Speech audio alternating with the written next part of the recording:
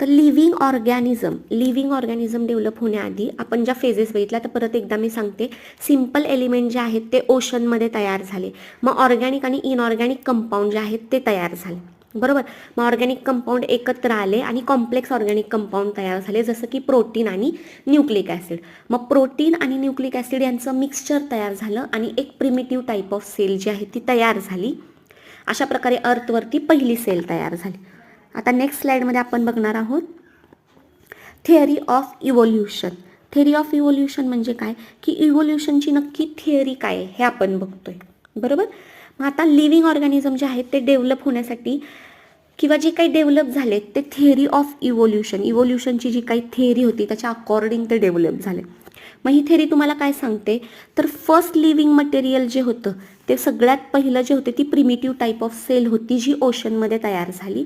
आणि primitive type of sale